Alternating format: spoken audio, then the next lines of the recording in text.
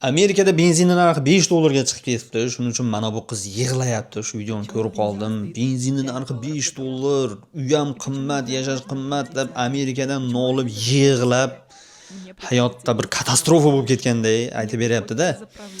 Mana Eronga hujum qilgandan keyin Amerikada ham bilasizlar benzin qimmatlab ketdi. Mana Yevropalarda ham qimmat.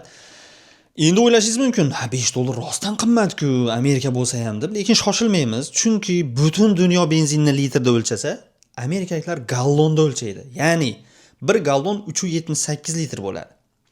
Bu degani, hozir benzin qimmatlagandan keyin amerikaliklar har bir litr uchun $1.3 benzinga to'layapti. Demak, bu nomard noshukurlar oldin bundan ham arzon to'lab yurgan. Mana xaritada ko'rishingiz mumkin, 1 litriga 60-70 sentdan to'lagan. Bu xaritada gallonda ko'rsatilgan narx. Endi solishtirish uchun Yevropada hozir benzinning narxi €2. Bizning pulga 28 ming, 30 ming bo'ladi. Mayli Yevropani qo'yaylik, bular boy, puli ko'p. O'zbekistonda benzinning narxi adashmasam 18-20 ming so'm, to'g'rimi? Bilganlar yozib ketinglar kommentariyada. Bizda ham dashi $1.5 gami yaqin pul bo'ladi $2 ga. Tushunishlar uchun Amerika dunyoda birinchi iqtisod. Oyliklar yaxshi, stabillik yuqori, bilmadim, pul yaxshi. Ishlayman degan odamga ish bor, pul bor-da.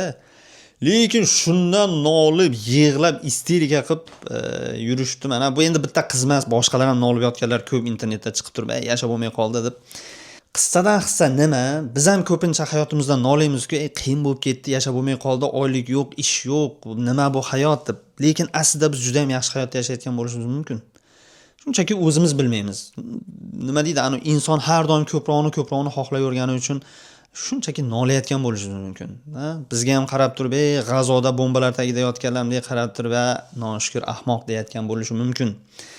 Shuning uchun o'zingizda bor, sizga berilgan hayotdan minnatdor bo'lib, albatta uni yaxshilashga harakat qilish kerak. Faqat nolimasdan. Isterika qilmay, mana shunaqa panika qilmasdan, Xudoning bergani shu, harakat qilamiz deb bosish kerak. Shu